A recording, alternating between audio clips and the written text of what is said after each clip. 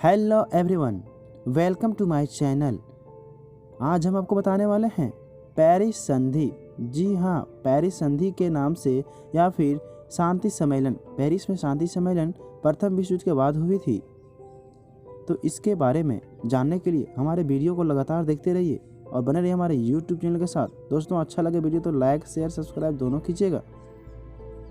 चलिए बता देते हैं पहले इसका मेन पॉइंट इसका क्या है। इस पेरिस सम्मेलन में क्या हुआ था। यह युद्ध प्रथम विश्व युद्ध खत्म होने के बाद शांति सम्मेलन बुलाया गया था कि युद्ध का कारण कौन था, किस पर आरोप ठहराया जाए, किससे इतना जो जीवों का हत्या हुआ है वह किस पर थोप करके किस देश से पैसा वसूला जाए। जो देश पराजित हो गए हैं क्या उन्हें फिर से जीने की जीवन देना चाहिए या किस प्रकार से उसको फिर आगे बढ़ने का मौका दे करके हम उसे अपने पैरों पर खड़ा कर दें उसे। दोस्तों, इस सम्मेलन में सबसे महत्वपूर्ण बात याद थी कि इसमें जो प्रथम विश्व युद्ध में हार गए या फिर जो देश जिस भाग के लिए लड़ रहे थे उसको एक अलग राष्ट्र बना देने का कार्य हो रहा था, जिसमें अमेरिका के राष्ट्रपति वुडरो विल्सन द्वारा भी सम्मेलन बुलाया गया था। मेन प्रवक्ता यहाँ पर वही थे। चलिए दोस्तों, चलते हैं इसके विस्तार से हम आज जानिए हमारी खास एपिसोड में पेरिस संधि क्यों हुई थी। प्रथम विश्व युद्ध की विभीषिका में संपूर्ण विश्व को 4 वर्षों की अग्नि परीक्षा देनी पड़ी, जिसमें लाखों की आहुति अपनी प्राण देकर चुकानी पड़ी। लाखों लूल्हे लंगड़े हो गए, परिवार टूट गए और असंख्य नगर ध्वस्त हो गए। नगर भी टूटे, बहुत सारे लल्हे लुगड़े हो गए और लाखों संख्या में मारे गए। चारों तरफ भयंकर रक्तपात को देखकर मानवता त्रस्त हो गई थी।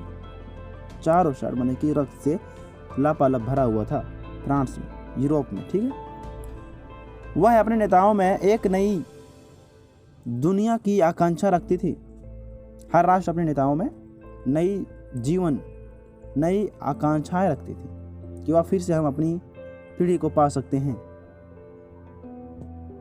अमेरिका के राष्ट्रपति वुडरो विल्सन के रूप में उन्हें एक शांति का मसीहा दिखाई दे रहा था। ठीक है, उसके द्वारा प्रतिपादित सिद्धांतों में आशा की किरण दिख रही थी, लेकिन दूसरी ओर पश्चिम यूरोप के कुछ देशों में क्षोभ भी था, उस पर कोई डाउट भी था। ठीक है, इंग्लैंड और फ्रांस की जनता अब भी सारी जिम्मेदारी जर्मन और उसके मित्रों के सिर थोप रहे थी। कहने का अर्थ है जर्मनी पर इंग्लैंड और फ्रांस आरोप लगा रहे थे कि जर्मनी ही कारण है प्रथम विश्व युद्ध का, और उसके जो दोस्त हैं युद्ध से हुए विनाश का उत्तरदायित्व जर्मनी के सिर मढ़कर वहां से एक एक पाई हर्जाने के रूप में वसूल करने की मांग की जा रही थी। ठीक है, जिस बदले की भावना ने प्रथम महायुद्ध को अनिवार्य बना दिया था। कहने का अर्थ है ये जर्मनी ही प्रथम विश्व युद्ध का कारण बना, क्योंकि वही सबसे पहले अपनी प्रमुख कहने का अर्थ है ये अपने प्रमुख मैटर को पूरा यूरोप में उछाल दिया था, जो उसको नहीं करना चाहिए था। ठीक है, इंग्लैंड और फ्रांस का यही कहना था। वह अभी भी मौजूद था। ठीक है, मैंने कि अभी भी स्मारक जिंदा ही था। इस पृष्ठभूमि में सारी दुनिया के नेता पेरिस के रंगीले और तनावपूर्ण वातावरण में शांति की तलाश कर रहे थे। जब युद्ध खत्म हुआ तो पेरिस में महत्वपूर्ण पूरे विश्व का महान व्यक्तियों द्वारा वही रक्तपात की जगहों में जाकर के शांति की आशा कर रहे थे। यह निश्चित था कि अभी भी अधिकांश लोग मृगमारीचा के शिकार थे। कहने का अर्थ है अभी भी लोग थोड़ी मोड़ी डर भी अंदर छुपा हुआ था, जो पूरी तरह से उभर नहीं पाया था, क्योंकि हाल ही में युद्ध खत्म हुआ था 1918 ईस्वी में, और 1919 ईस्वी में ये सब बातें चल रही थी पेरिस में। विश्व युद्ध में सारी दुनिया के अधिकांश देश किसी न किसी रूप से शामिल थे। ठीक है, विश्व शांति के नियोजन में भी उन्हें हिस्सा लेने के लिए आमंत्रित किया गया था। लेकिन विश्व भर से यह सम्मेलन बुलाया गया था कि इस युद्ध के बाद क्या होना चाहिए। कैसी दुनिया होनी चाहिए। लेकिन जिस प्रकार युद्ध प्रमुख रूप से महाशक्तियों के बीच का ही संघर्ष था, उसी प्रकार शांति और समझौते के निर्णयों में भी बड़े राष्ट्रों की प्रमुखता बराबर बनी। कहने का अर्थ है सभी देश तो भाग नहीं ले पाए। जो युद्ध में जिस प्रकार से महत्वपूर्ण युद्ध लड़े अपने तरफ से महाशक्तियों के रूप में, उसी प्रकार से शांति सम्मेलन में भी महाशक्तियों द्वारा ही निर्णय लिया जा रहा था। शक्तिशाली देशों में महत्वपूर्ण समझा जाने वाला रूस भी क्रांति के बाद अलग कर दिया था। ठीक है, उसे अलग कर दिया गया था रूस को भी। जर्मनी, ऑस्ट्रिया आदि पराजित राष्ट्र थे, इसलिए उन्हें वार्ता में शामिल नहीं होने दिया गया। यानी कि जो शांति सम्मेलन बुलाया गया था उसमें जर्मनी और ऑस्ट्रिया को नहीं बुलाया गया। शेष बचे थे, उसमें से जो महत्वपूर्ण युद्ध लड़े उसमें से देश जो था वह अमेरिका, इंग्लैंड, फ्रांस, इटली और जापान। इनमें भी अमेरिका के राष्ट्रपति विल्सन, इंग्लैंड के प्रधानमंत्री लॉर्ड जॉर्ज और फ्रांस के प्रधानमंत्री क्लेमेंसो ने ही सभी महत्वपूर्ण निर्णय किए थे। यानी कि यहाँ पर जापान के राष्ट्रपति या प्रधानमंत्री यहाँ पर कोई भाग नहीं लिया, और यहाँ पर अमेरिका, इंग्लैंड, फ्रांस के तीनों जगह से महत्वपूर्ण व्यक्ति और प्रधानमंत्री आए और इस पेरिस शांति सम्मेलन को अपने हाथों द्वारा, अपने वाक्यों द्वारा महत्वपूर्ण कदम उठाए गए। वुडरो विल्सन इतिहास का प्रवक्ता भी रह चुका था। युद्ध काल में ही उसने शांति के 14 आधारों की घोषणा की थी कि युद्ध कोई गलत ढंग से लड़ता है तो उसे दंडित किया जाएगा। ठीक है, इस प्रकार से 14 नियम बनाए थे वह। युद्ध रोकने और संधि वार्ता के लिए इन्हें ही आधार बनाया गया था। जर्मन नेता भी विल्सन पर विश्वास कर रहे थे। लेकिन जर्मनी का भी जो नेता थे वह विल्सन पर विश्वास कर रहे थे। वहां उसे तटस्थ नैतिकता और बुद्धिमत्ता का वाहक समझा जाता था। उसकी आदर्शवादिता से शांति प्रेमियों को बड़ी आशाएं थी। विल्सन को यूरोप की राजनीति में कोई दिलचस्पी नहीं था। वह सामान्यतः राष्ट्रवादी प्रवृत्ति का पोषक था। ठीक है, वह हमेशा राष्ट्रवादी को ही महत्वपूर्ण देता था। इसका प्रमाण यह था कि वह एक शताब्दी पहले समाप्त किए गए पोलैंड की पुनर्स्थापना को भी आवश्यक समझाता था। ठीक है, जो पोलैंड की स्थापना हुई थी उसमें भी इसका हाथ था। वह उसमें कोई भेद नहीं किया और उसको राष्ट्र बनाने में बहुत महत्वपूर्ण भूमिका निभाई। वह जर्मनी से बदला लेने के पक्ष में नहीं था।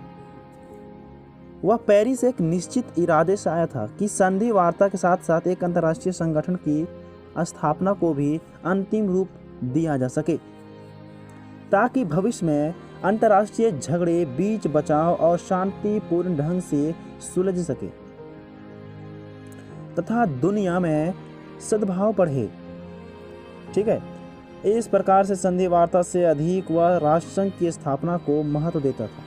राष्ट्रसंघ का जो स्थापना होती थी ना उसका महत्व देता था। संधि वार्ता में की जो बातें बनाना वो सब काम नहीं करता था। लेकिन उसे यूरोपीय राजनेताओं की मनोवृत्ति का या तो पता नहीं था या उसे नियंत्रित कर लेने के बारे में वह पूर्णतः अस्वस्थ था। ठीक है, उसका यह भ्रम शीघ्र टूट गया जब उसे राष्ट्रसंघ के विषय में सहमति प्राप्त करने के लिए बहुत से अवांछित समझौते करने पड़े। कहने का साफ अर्थ यह है कि वुडरो विल्सन जिस प्रकार से अमेरिका से सोच करके आए थे यूरोप कि हम इस प्रकार से वहाँ पर राष्ट्रवादिता को जन्म देंगे और संधि वार्ता खत्म कर देंगे, लेकिन वही जब इस बात को रखा वहाँ पर तो उसके पक्ष में जो वोट मिला वह बहुत कम मिला और उसको जुटाने के लिए बहुत से सभी के पीछे भागना उतना मैंने किया। वो समझ गया कि यहाँ पर पेरिस में लोग या फिर यूरोप में लोग हमारे जैसे सोचते हैं वैसा यहाँ पर नहीं है। कहने का साफ अर्थ है कि अमेरिकी राष्ट्रवादिता यूरोप की धूर्तता के आगे पराजित हो गई। कि अमेरिका जितना फर्स्ट था वह यूरोप के आगे आके मूर्ख हो गया, मैंने कि वह समझ ही नहीं पाया।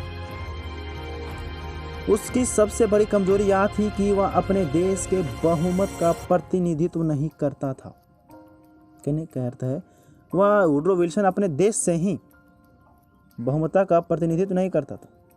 इसका प्रमाण तत्काल मिला जब अमेरिका ने राष्ट्र संघ में शामिल होने से इनकार कर दिया। ठीक है, राष्ट्र संघ में शामिल होने से इनकार कर दिया था। पेरिस में विल्सन को उतनी सफलता नहीं मिली जितनी कि उसने कल्पना की थी। ठीक है, तथापि यह मानना पड़ेगा कि पेरिस की संधि में जो कुछ भी उदारता बरती गई उस पर इसी का प्रभाव था। कहने का अर्थ है, पेरिस में जो कुछ भी सामान्य लोगों के प्रति जो सोचा विचारने का बात रखा गया था, सारा इन्हीं के दिन था। पेरिस आने पर यूरोप में उसे शांति का प्रेनेता कहा गया और एक रोमन विजेता की भांति उसका स्वागत किया गया था। ब्रिटिश प्रधानमंत्री लॉर्ड जॉर्ज के अनुसार उसे सर्वोत्कृष्ट सम्मान, आस्था और भक्ति समर्पित की गई थी, लेकिन लौटने पर ना तो वह पूरी तरह संतुष्ट था और ना ही प्रशंसित। उसने दो बात पर सबसे अधिक जोर दिया था, प्रजातंत्र और आत्मनिर्णय का सिद्धांत, और दोनों में ही उसे पूरी सफलता नहीं मिली, है ना। लॉर्ड जॉर्ज हमको बताते हैं कि उसको जब आना था, जब आया वुडरो विल्सन तो किस प्रकार से स्वागत किया गया, लेकिन जाने पर उसको जो भी बातें रखी उसको उसमें भी पूरी तरह से सफलता नहीं मिली। दोस्तों, यहाँ था मेरा छोटा सा वीडियो कैसी लगी कमेंट बॉक्स में जरूर बताएं। अच्छा लगे वीडियो तो लाइक शेयर सब्सक्राइब जरूर कीजिएगा। Thanks for watching my video.